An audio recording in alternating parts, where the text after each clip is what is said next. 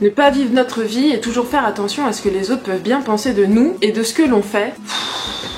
Plutôt relou, hein. Je vous propose dans cette vidéo 4 raisons pour arrêter de vivre en fonction du regard des autres.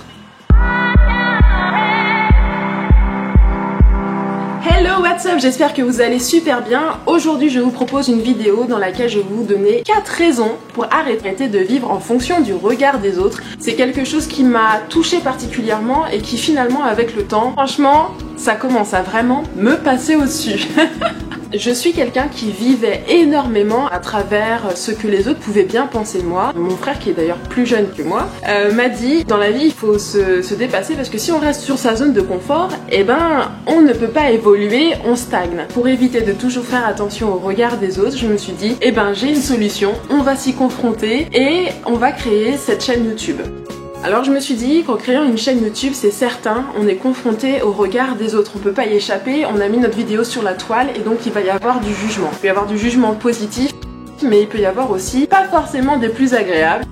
Sans priver d'ailleurs, derrière son petit écran on a tendance à dire plus facilement ce que l'on pense des autres puisqu'on est inatteignable, laisser leur petit graffiti sous notre vidéo. Mais finalement on se rend compte que on ne peut certainement pas plaire à tout le monde, mais on peut aussi plaire à beaucoup de gens. Ça passe aussi par un chemin de prise de confiance en soi, de conscience de qui l'on est et de ce que l'on vaut. En fait là il fait chaud et j'ai mis mes cheveux en mode... Maintenant on voit les 4 bonnes raisons pour lesquelles il faut arrêter vraiment, vous qui regardez la vidéo, de faire attention au regard des gens et de vous mettre des obstacles dans la vie. Et c'est parti!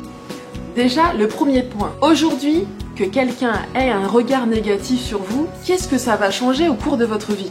Franchement, je vois pas. L'impact est complètement minime. Ça va peut-être un petit peu vous atteindre vous, mais au fond, profondément, qu'est-ce que ça change à votre vie? Que telle personne n'aime pas votre jupe, on s'en tape. Que votre couleur de cheveux ne lui plaise pas. Et alors? On s'en fiche. L'impact est vraiment minime. Deuxième point, pourquoi forcément penser que quelqu'un a un regard, un jugement négatif sur vous? Parce que finalement, avec du recul, moi ce que je me dis, c'est que vous pensez que la personne pense ça de vous. Mais comment pouvez-vous penser ça puisque vous n'êtes pas dans sa tête? À moins de lui avoir demandé. Vous me suivez? Penser par un regard que c'est forcément négatif ou qu'il va y avoir un a priori, un jugement, il peut être aussi bienveillant. Au pire des cas, les gens sont vraiment indifférents. C'est pousser le bouchon un peu loin, non? Vous en pensez quoi? Troisième point, donner de l'importance au regard de l'autre, c'est aussi arrêter de se valoriser soi-même et toujours être en permanence de l'approbation d'autrui. Donc il est désormais important, pour pallier ce point, de prendre conscience de ses qualités, de valoriser soi-même plutôt qu'attendre en permanence l'approbation du regard d'autrui. Connaître ses qualités et accepter ses défauts. Pour les défauts, vous inquiétez pas, l'autre, avec son regard sur vous, il en a aussi des défauts. C'est juste que peut-être vous les voyez pas, mais au fond vous en fichez, vous vivez pour vous. Le quatrième point, c'est que finalement, le regard et le jugement des autres, ça n'engage que ne plus s'enfermer dans ce regard et avancer. Vous aimez cette petite robe, mettez-la. Ces talons hauts, ils vous intéressent, mettez-les. Vous maquillez comme vous voulez. Voulez-vous coiffer comme ça, coiffez-vous comme ça. Après, bien sûr, il y a des règles aussi de bienséance et d'estime de soi, mais ça n'appartient qu'à vous d'être qui vous voulez. Et finalement aussi, se confronter au regard des autres, c'est aussi découvrir que le regard des autres qu'on pensait négatif est finalement bien plus positif que l'on ne peut penser. J'espère que cette vidéo vous a plu. Surtout, n'hésitez pas à la partager si vous pensez que ça peut servir à quelqu'un dans votre entourage. N'hésitez pas à me laisser vos commentaires dans la mesure du possible, j'y réponds.